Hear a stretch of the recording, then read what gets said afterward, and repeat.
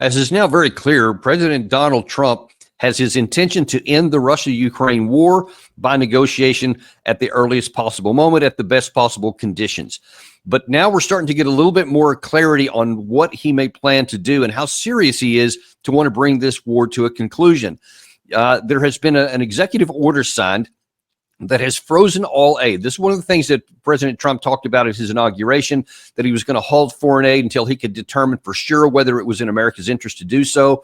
At least so far, the only express exemptions from that is Egypt and Israel. Other than that, there have been no specific prohibitions. And of course, that means Ukraine. And that has a lot of people in Ukraine concerned. It has a lot of fear in parts of Europe. And definitely among some of the fighters on the ground on the Ukraine side, because they're wondering what the future holds. And listen, everyone should be very clear. There shouldn't be any confusion on anybody that the money is not going to keep flowing as it was before. And you may recall that the previous administration always talked about money, how important it was to get more money in, because they always said this was going to be a big deal on the battlefield. You may recall the administration just went to the mat to try to get $61 billion passed at the end of 2023 and early into 2024. And the administration continued to blame the Republican Congress for dragging its heels, et cetera. And some of the problem even at that time was that many of the Republicans, then Senator J.D. Vance being one of the key ones, was saying, what's the plan? What are you going to do with this money? How is it going to help? How's it going to change anything on the battlefield? What are your objectives? What is the conditions for this money? What is it supposed to accomplish, et cetera? None of those things were ever given. Only this category, this headline of it's desperately needed. It can turn the tide, et cetera. Well, they ended up passing $61 billion in May of 2024. And then, as I've shown many times with graphically so, Ukraine started losing faster after that date. So there's many things that went into that. It's not certainly a product of getting more money, but the point being that it was clear, graphically so, that just putting more money is not going to change the outcome on the battlefield. And then at the end of the Biden administration, they were unable to get even all that money out. So even though Trump has actually suspended, and it appears specifically Ukraine is one of everybody else in the world who's had their aid suspended, the question is, are his hands tied? And you may recall this from outgoing Pentagon spokesman Sabrina Singh, who was asked just days before the end of the Biden administration, how much money is left in the kitty? I can tell you that there's going to be a few billion left in authority for the next administration to decide what to do when it comes to Ukraine. Why were you unable to use all the authority, the $4.8 billion, I think it was? Why not? Why are you leaving any left given the urgency of the situation?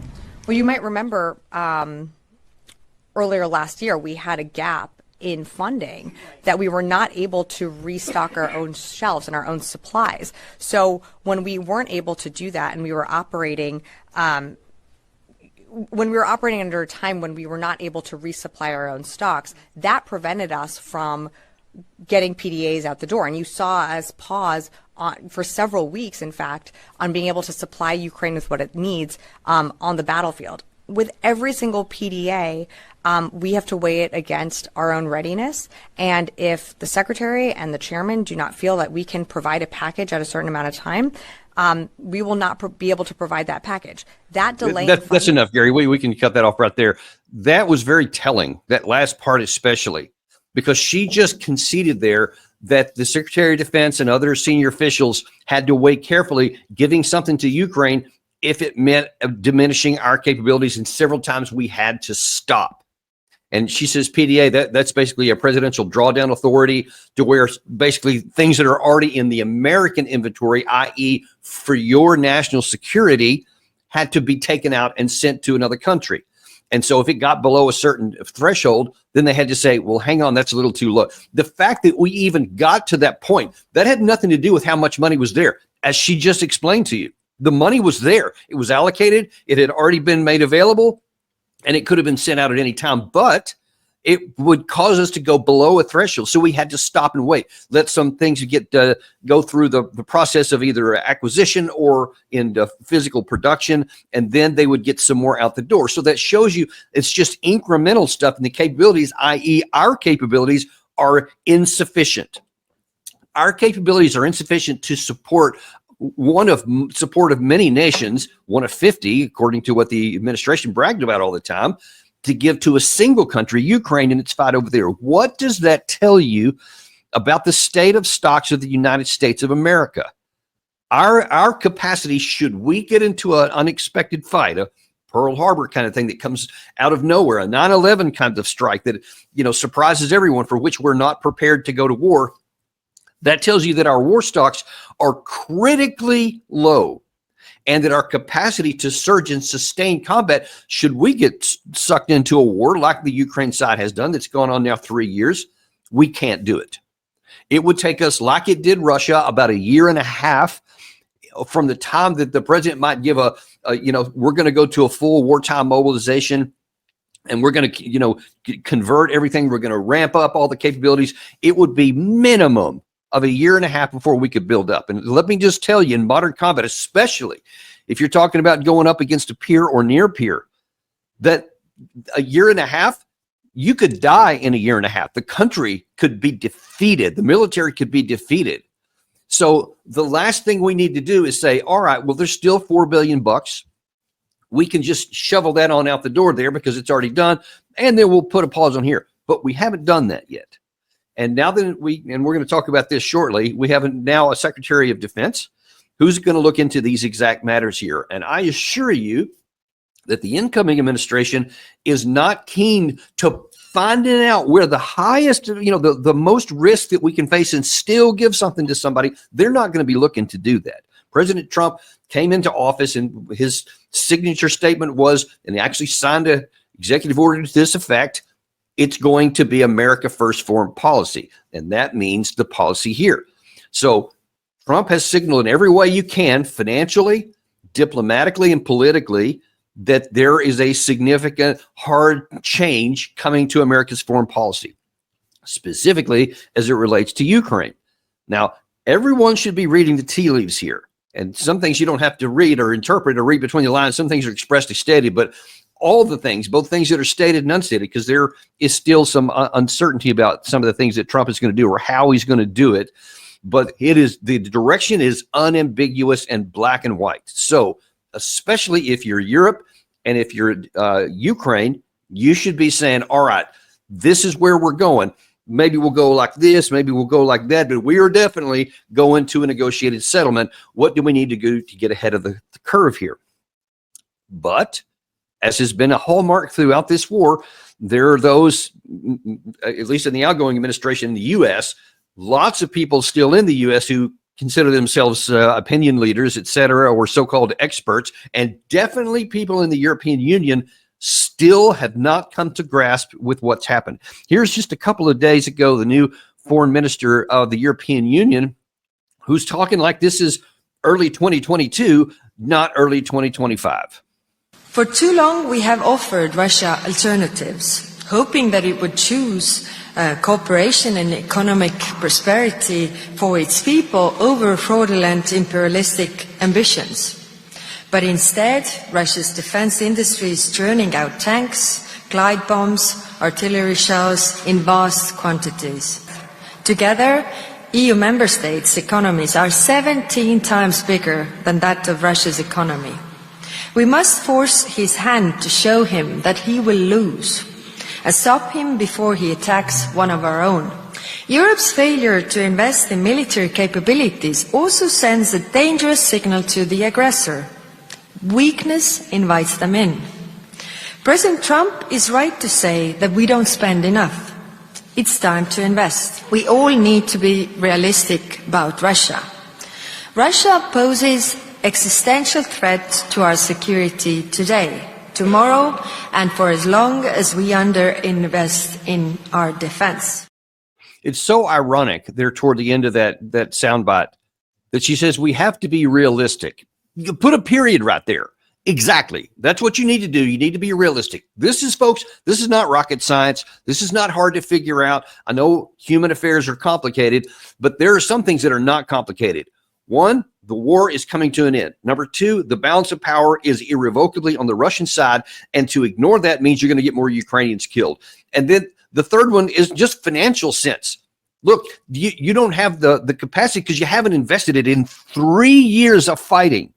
So you talk about, sure, we've underinvested. Now you're figuring that out? Seriously? Now, at the end of 3 years, you want to start doing something like that and start putting some more? What that tells you is that the governments of Europe genuinely, behind the scenes, do not view Russia as an existential threat, as she claimed in the end of that clip. Because if you did, you would have been doing that like on the second or third day of the war. Not even the first year of the war, but certainly you wouldn't be coming to that realization at the end of 3 full years of war. So I don't know if they're just detached from reality, that they have been living in this country of spin for so long that you think you can just say whatever you want, irrespective of what's true on the ground. Now all of a sudden they're going, oh snap, we can't. And so, but they can't come to that realization. They can't be realistic. So we have to manufacture that Russia represents, by its existence, an existential threat to the European Union. And they have only figured this out now. Now they have to start building their forces up. Well, listen, folks, the situation right now, Russia has an armed force, an active duty armed force of somewhere around 1.5 million total.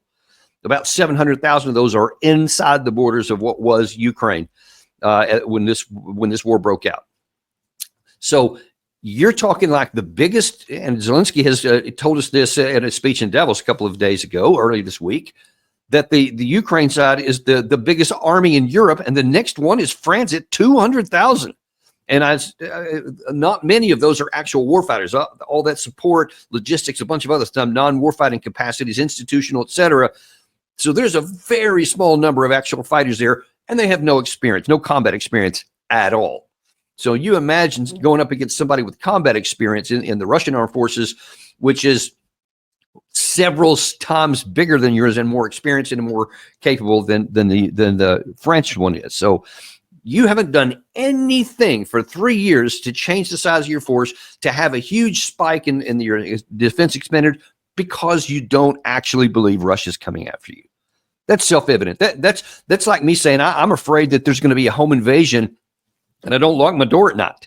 I don't get a weapon. I don't get a security system. I don't spend any money. I don't do anything. I just say, oh, yeah, they're coming after me. And you take no action. If you really think somebody's coming after you, you're definitely going to get an alarm system. You're probably going to get some kind of defensive weapon, something to protect you. If you think people are coming in, you're going to do things. You're going to put, floodlights out in the front, whatever. You're going to take action if you really believe that they're coming after you. They really don't. And now then, here's what the President Trump's team is signaling. Here's General Kellogg talking about how he's going to reach a diplomatic end. The most important thing I think everybody needs to understand, it's not going to end kinetically. What I mean by that, it's not going to end by killing each other. This is going to end, and he said this yesterday when he was at Davos, that the key role of not only diplomacy, but economics as well. Let me just use one example, oil. The price of oil right now is probably, when you look at Brent or WTI, the baseline pricing, it's about $78 a barrel. So Russia's getting billions of dollars of money from oil sales. What if you drop that to $45 a barrel, which is basically the baseline break-even point? That's what he made the comment yesterday. And this is where the president comes from. He comes from it economically, and he comes from it diplomatically. That's how we're going to finish this thing off. It's not going to be done by killing each other. Okay, so there's some pros and cons to what he said right there. Let's look at just the overall message first. The war is coming to a diplomatic end, and he'll use some other means economically, but it ain't going to happen militarily. So when you had the Trump administration, the Biden administration, their moniker from the beginning was "for as long as it takes" militarily, that they're going to push them out. The 1991 borders, they said that for probably the better part of 2 years. And then they finally started changing maybe we can just get a better outcome, something like that. And then they kept throwing money at it, and they tried to get barrelfuls of money out the door the last couple of weeks of the administration, et cetera, militarily. So they still absolutely refused any kind of diplomacy, wouldn't even talk to the Russians, whether it was at the presidential level other than just on the sidelines of one a conference, I think, where the Secretary of State to Minister of Foreign Affairs level wouldn't even have any conversations. Now here comes Trump inside saying, all right, we're definitely going down this path. Forget the military. That ain't going to happen. You see now with the freezing of aid, whether there's still $4 billion left in the presidential drawdown from the $61 billion last year, there is no talk about any kind of additional packages coming after that. Zero. They haven't even broached the subject. All they're doing is saying, we'll try some economic leverage. Now, there's some real problems with that. If you think that trying to lower the price, manufacturing, lowering of the oil price to $45, like you can just pick and choose the global oil price because it works for the United States, that ain't going to happen either, folks. That's not how oil price works. That's not how the oil industry works, because it's a global commodity, and there's all these different countries that are involved. They all have their own independent financial, economic, and political reasons why they do things. And you're not going to see the Saudis say, yeah, we'll just take and just lop off dozens, scores of dollars from the oil price because it benefits the United States, even though that'll cost us because now then we won't make as much money, et cetera. That's just not going to happen. Plus, it just doesn't work that way. You can't independently decide what the price of oil is. That's been an issue forever. You can try and influence in certain ways, but that's really all you can do.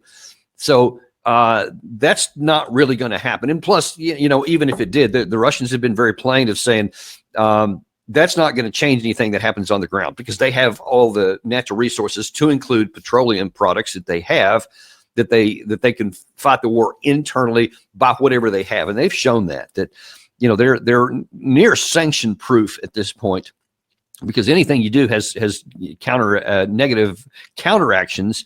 Then certainly our sanctions have reverberated harder on Europe than they ever did on Russia. I think they're now listed as the 4th largest economy in the world, which is kind of embarrassing that after all these things that we did for 3 years, the United States and the West combined, Russia's place in the global pecking order rose. And of course, we've talked about a lot of things. Now there's the BRICS issue, and it just keeps moving things further away. We obviously have the military component where Russia's closer to China, North Korea, Iran, and, you know, all kinds of folks getting together that we don't want to get together. All these negative consequences. Those things are, you know, moving, you know, like a glacial speed and with a glacial power. I mean, you can't just come in and say, "Boop, we're going to change that and stop it now." It just doesn't work that way. On the ground, you actually see that the Russians continue to win. And so let's take a real quick look before we pivot to a different subject here. What about the Ukraine point of this? I talked about the American administration, talked about the Europeans, kind of where they are, but what about Zelensky? Does he read the tea leaves? Does he see that the foreign aid has been frozen, that nobody in the administration is talking about anything about any additional aid, and they are talking about having a diplomatic solution? Now, if you're the commander-in-chief of that formation, what should you be doing? Should you be going on and just continuing to act like everything's fine and everything that the previous administration does is going to go forward, and one day magically you're going to come out with a diplomatic win that you couldn't achieve on the battlefield? I mean, one would hope that he wouldn't think about that. And at least at Davos earlier this week, he did at least indicate that he recognizes something's changed. Right now, it's not clear whether Europe will even have a seat at the table when the war against our country ends. And we see how much influence China has on Russia. And we are deeply grateful to Europe for all the support it's given our country during this war. But will President Trump listen to Europe? Or will he negotiate with Russia and China without Europe? Well, and he went on there to talk about how, hey, you know, Europe, we got to stick together. We Europeans, you know, we got to stick together, and we need you guys to pony up security guarantees, because, you know, I don't even know what's going to happen in Washington. So let's do that. Well, Europe doesn't have it, folks. I mean, you see, France has the biggest army at 200,000, and they are not combat ready. Everybody else is smaller.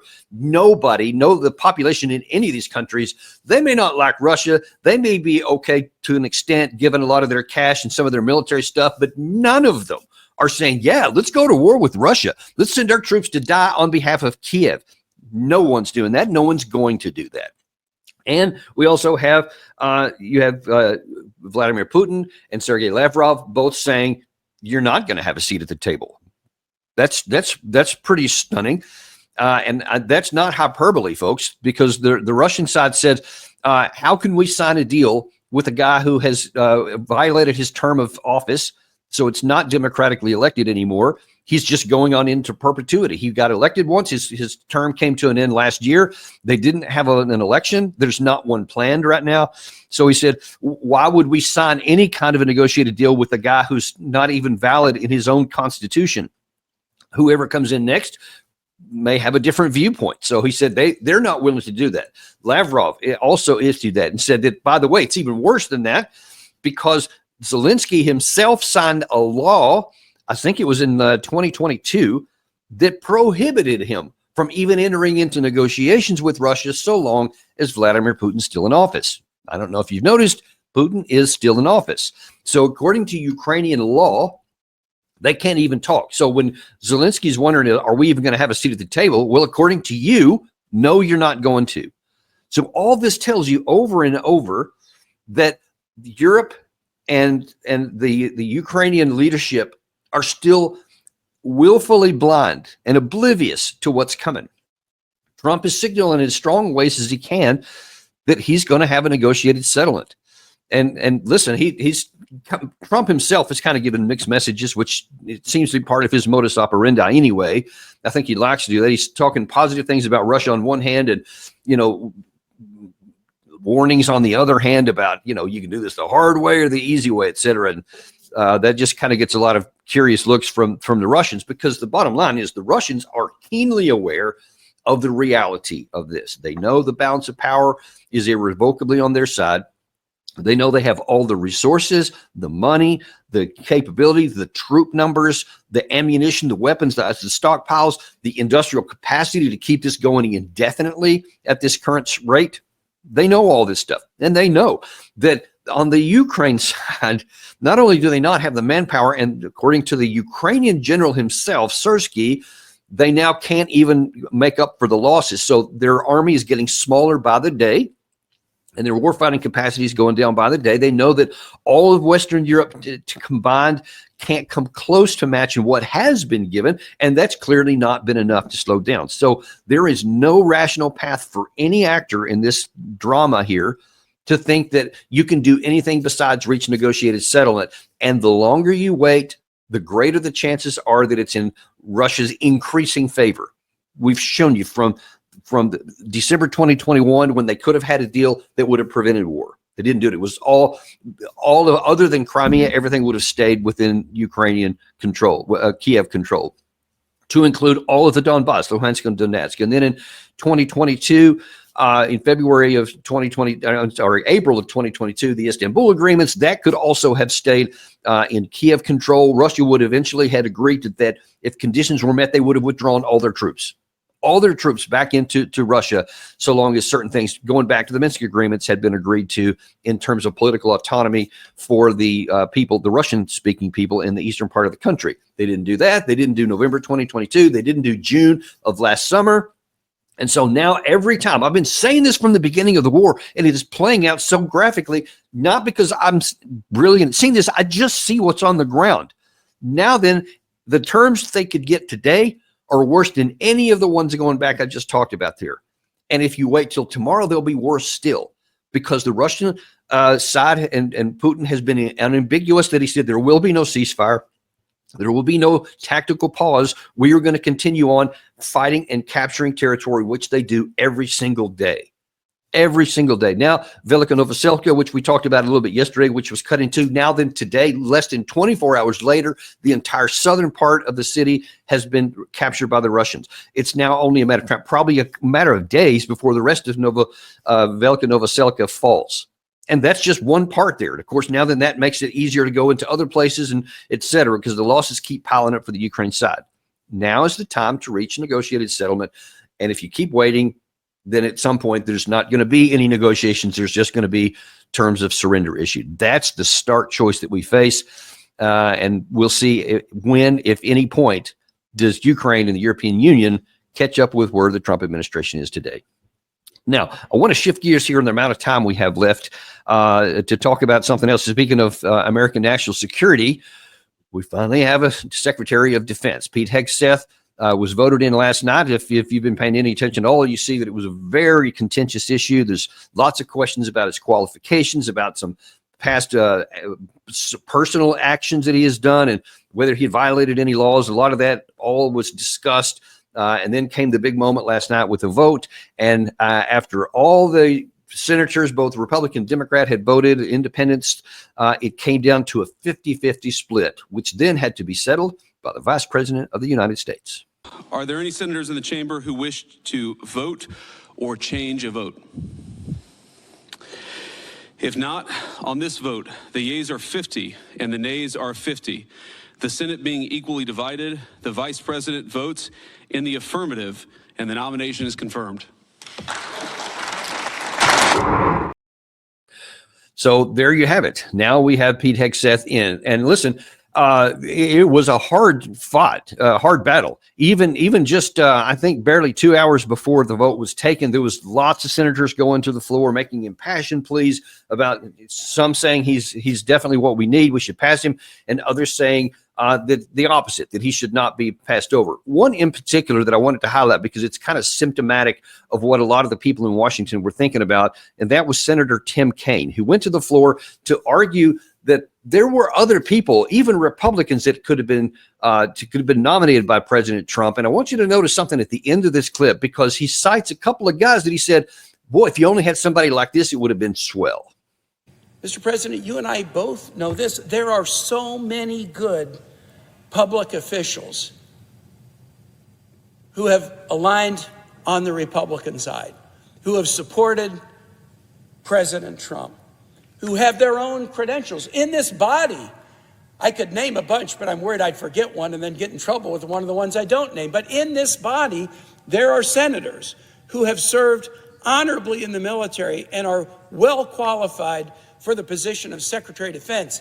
In the House, there are members who are loyal to this president, who have served honorably in the military and are qualified to be Secretary of Defense. We have governors, we have mayors, we have leaders of companies who have supported this president and are loyal to his agenda and could get a 98-2 vote like Mark Esper did, or a 98-1 vote like General Mattis did.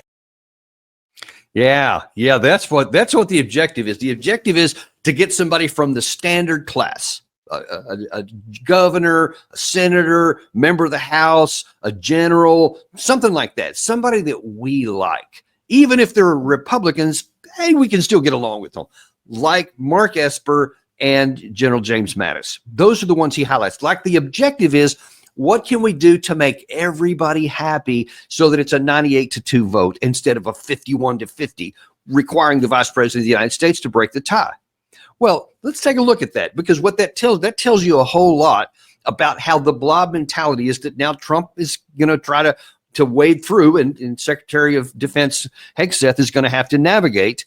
And that is this blob that wants nothing to change. They want things to just continue on as they are, and they want just more of them. They want to replicate themselves, so that's just the same kind of people coming in and out. People who are good with the defense industrial base, people who are good, can be counted on politically, and then people who aren't going to do anything to rock the boat. They just want the status quo to keep going, keep the gravy train going, keep everybody that's in power happy. That's his objective.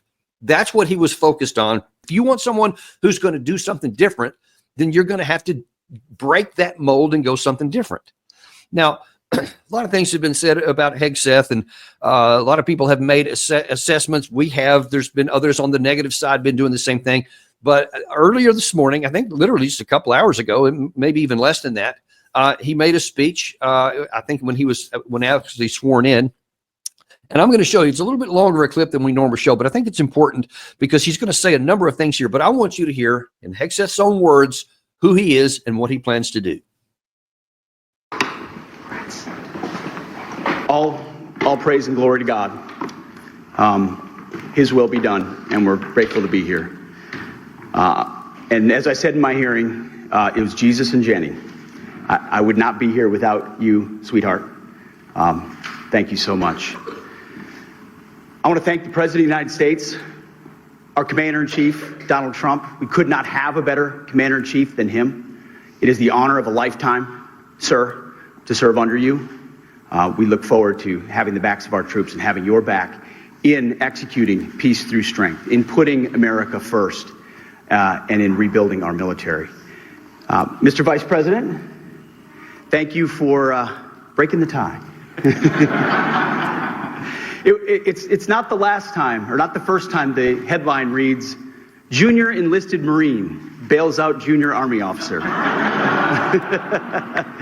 And, you know, some people were saying, well, 50-50, that's too tight. And Senator Mark Wayne Mullen was nice enough to take my kids up to the gallery to watch the actual moment that the Vice President sealed the deal. And they came running in. They said, Dad, instead of being sad about 50-50, 51-50, they said, Dad, you won in overtime. That's the perspective I like. So thank you throughout this process, Mr. Vice President, for being incredible. I also want to thank the chairman of the Senate Armed Services Committee. So many members of the Senate Armed Services Committee, we became fast friends in this process. The advice, the consent, the wisdom, the guidance. I look forward to working with all of you and other senators to ensure the Defense Department has what it needs, that our nation has what it needs, and that we're prepared to defend it in all moments. To my staff, amazing staff who were with us this entire process, I see so many of you through thick and thin. We used to look at the betting odds every once in a while on this. It was low at one point. Never do that.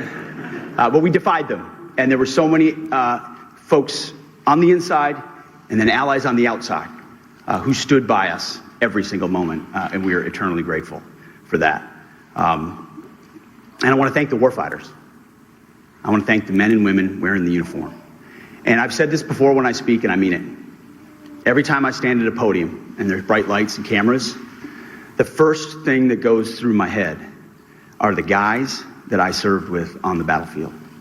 The men and the women who I lock shields with and put my life on the line with, who never get the spotlight, who never have the cameras, who people don't know what they did in dark and dangerous places. But I know. And at the Pentagon, we're going to remember and we're going to know. And we're going to think about those warriors with every single decision that we make. We will put America first. We will bring peace through strength. And the three principles I talked about are what we will bring to that Pentagon. Restore the warrior ethos in everything that we do. Rebuild our military and reestablish deterrence. We don't want to fight wars. We want to deter them, as you said. And we want to end them responsibly. But if we need to fight them, we're going to bring overwhelming and decisive force to close with and destroy the enemy and bring our boys home. Okay, so whether he's going to do any of those things is an aspiration. We don't know. A lot of people have made a lot of bold statements at the beginning of their tenure, and then as time goes on and pressures become real, they don't do it. I don't know. We are going to continue to hold everybody's feet to the fire because we're unintimidated and uncompromised. No matter who's in office, no matter what's going on, we're going to bring you the truth as it happens. However, I will tell you that this, to me, is a breath of fresh air because he at least has a chance to do something besides just the status quo, besides just coming in from the defense industry and serving a period of time, building up your credentials, going back to the industry, making millions of dollars, all this kind of stuff. And that's just a routine thing, making decisions. One of the last things he said there, which at least as us sit here today, stand out the most. He said, every decision that we make is going to be based on the men and women serving in the uniform. And on America outcomes first, not whether it's going to get a damn contract passed for the defense industry, not whether it's going to make somebody else more cash somewhere. And look, I don't care what anybody has said. Actions indicate that a majority of the secretaries of defense have that way up at the top of the list of their decision makings. And other than lip service, I don't see very much concern about the troops. I'm sure they're there. I don't mean to imply that no one cares about our troops. I'm sure they all do. But the problem is they have not been at the top. They have been in the mix. We need somebody, and the people who are in the U.S. Armed Forces, people who wear the uniform right now, and I can speak as one who did, and I can just tell you, if I were still in there, I would be really excited about the prospects that maybe this guy is going to be different. Now, whatever may have happened in the past, I can't speak to, especially in any of his social or personal conduct issues. I can't speak to that. But right now, he is the Secretary of Defense. And this is what we have to focus on, because that's who we have and what's going to be there going forward. So some of the specific things he said are departures from what's happened here. And I'm going to get into those in just a second, but I want to tell you there's a piece out in Responsible Statecraft today by Kelly Vlahos, who we've had on our show before, is an excellent foreign policy analyst, military analyst. And she says, hey, okay, Hegseth is confirmed, but this is where we find out what his true mettle is. And many of the things she's talking about is some of the challenges he's going to face and what's going to be happening here. And I'll just tell you right off the top of the bat, she's absolutely right that there are a lot of challenges he's going to face. And one of them, and maybe the biggest one, is this institution. Now, you saw Tim Kaine there saying that we need another institution guy to come in, just like these other ones, Esper and Mattis, and you can fill in the blank, all the ones going back even before that. General Lloyd Austin, the outgoing him, another guy, classic with the credentials, but just did a horrific job with the Afghanistan withdrawal and an even worse job with the situation in the Russia-Ukraine war. Just horrific. He's going to be condemned in history by this. He will not be kind to that man, but he met all the criteria because he's standard data. Well, I got bad news for everybody. That's what exists in the bureaucracy of the Pentagon. All the services that are in there, all the senior people who've been in there for a long time, that's kind of their mentality. They like to replicate themselves. So the chances are pretty high that Hegseth is going to run smack dab into that because, we just got to be honest here. A lot of 4-star generals, 3-star generals are not going to be very keen to be taking orders from a guy who's a major. That's a mid-level rank. And they're not going to want to take some orders from a major who is a TV guy. That's how they'll view it. And so there is going to be a real chance that he gets undermined in many points here because, understand this, they want him to fail. There are many in the Pentagon, in and out of uniform, that want Hegseth to fail because they want to say, I told you he wasn't qualified, so now we got to bring in a guy from the swamp. Someone else who's equally qualified. That's what's going to happen. So even if Hegseth wants to do a lot of these specific things he mentioned there, he's going to have a hard row to hoe. It is not going to be easy for him. And he's going to need some really high quality people serving as his lieutenants and his subcommanders and the various heads of organizations within the Defense Department. These folks are going to help determine whether he succeeds or not. But there's one other thing that if I could give one suggestion to the Secretary of Defense is that he go after the, quote, deadwood and try to call out some of these people. Now, there was some commentary by President Trump, I think after he got elected and before all this, the Hegseth brought into, even before Hegseth was mentioned, I think, that he said, hey, actually, no, this goes back even before the election. He said that we want to get rid of a lot of general officers. Now, that got a lot of people going crazy and said, oh, you're politicizing the military. And if they don't meet this quota of whether or not they're politically motivated, you're going to get rid of them. That's not what Trump said, first of all. He just said he wants to get rid of people who aren't performing. What a shock that would be. Why would we want to hold someone accountable for what they did or didn't do? That's not how the system works. I've personally observed general officers who were horrific failures at what they did get this big medal pinned on their chest and promoted to another star. It was just disgusting to me when I saw that. And that was hardly isolated. But that's what the mentality is of the people in it that keep replicating themselves, because those guys who failed and were promoted up are extremely loyal to making sure that the next generation comes in and looks just like them. So what I think that President Trump should do, and even aside, not even the Secretary of Defense, what really President Trump should do is what FDR did prior to World War II. Then at the time in the late 1930s, you had the Secretary of the Army, George C. Marshall, was charged by the president to get rid of the, quote, deadwood. And what they ended up doing was saying, hey, there's just been a lot of institutional rot in the military, especially since World War I. And a lot of people just got comfortable and just kind of staying in power and just enjoying their position. And they weren't mentally changed from the First World War. They were not tracking with what's going on. So they ended up getting rid of 600 officers, which they call deadwood. And there was thousands, or a total of many, many senior leaders, especially colonels and generals. And during the war, they had really high standards that if you didn't prove yourself as a general officer and a commander within, I think it was 90 days, then they would fire you. And they did. They fired a lot of people. So they set this culture of excellence. You either perform or you're out. And that's exactly what we need. It doesn't need to be, some kind of political thing. I hope they would not do something like, okay, where are you on wokeness? Because that's what's going to determine. That doesn't even need to be in the picture. What needs to be in the picture, exclusively in the picture, and Hegseth has indicated that this is one of his criteria. Can you be a warfighter? Can you do these things? And he mentioned a handful of them there. He said he wants to bring the warfighter ethos in. There is no better way. And I can just tell you from somebody who served up to a lieutenant colonel, so that's just on the lower edge of the upper officer ranks. So I spent the majority of my time at the battalion level and below. And I can tell you for sure, all the way up here, we would die to have any leader that actually put the warfighter first, that actually had the mentality and the ethos, that didn't just hold other people accountable, but held himself accountable. That's what we wanted to see, and we would do anything for a leader like that. That's one of the reasons why I think that Hegseth has a chance to be the most effective Secretary of Defense that we've had in generations, because he said in the last of that clip, he's focused on the people. And if he's focused on the people and he's focused on bringing a warrior ethos into this, that says you have a high standard, you have to meet that standard, or you're going to be gone. Now, that sounds kind of harsh to some people, but that's what we need, folks. War is harsh. Combat is harsh. It's unforgiving. If you put people up there who don't belong, if you elevate people who don't belong, and then they get into a serious clash, men are going to die because of it. That did happen. Even with the culling, even with what George Marshall did prior to World War II, there were still some that got through. And when they got into the crucible of combat, they wilted. And men died because of it. Missions failed, and that always translates into men dying.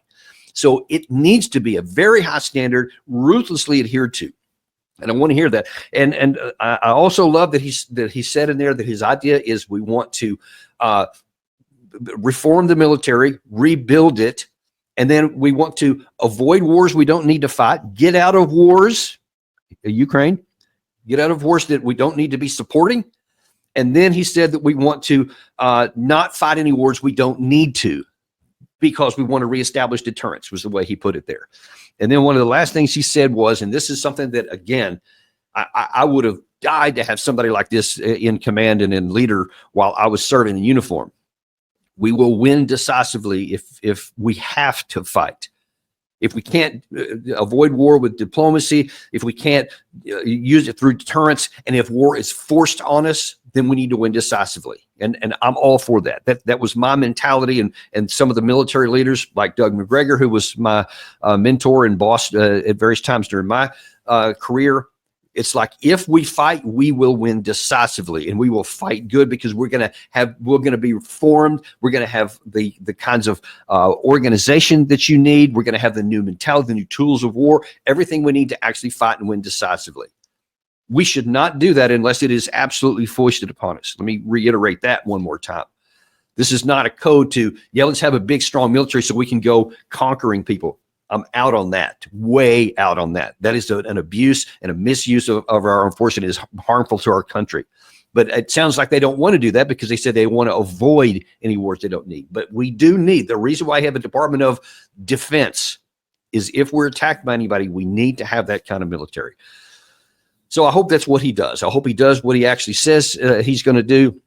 And I would advocate President Trump using one of these deadwood kind of mentalities and charge somebody and give them the authority to go and do that. There are ways to do it right. There are ways to do it effectively that end up with a much stronger military that has trusted, that goes all the way from the top to the bottom and from the bottom up. Loyalty works both ways. And if you get a good leader at the top who understands that, the whole military can be improved from where it is right now. And I really Hope we see that.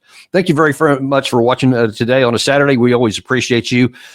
Be sure to like and subscribe if you haven't on your way out. And we're going to have some great shows coming this week. You're not going to want to miss. Truly, we got some really good guests coming up. I'm really excited about some of them, especially toward the end of the week. But we'll tell you about those coming up next week. Thank you very much. We'll see you on the next episode of Daniel Davis Deep Dive.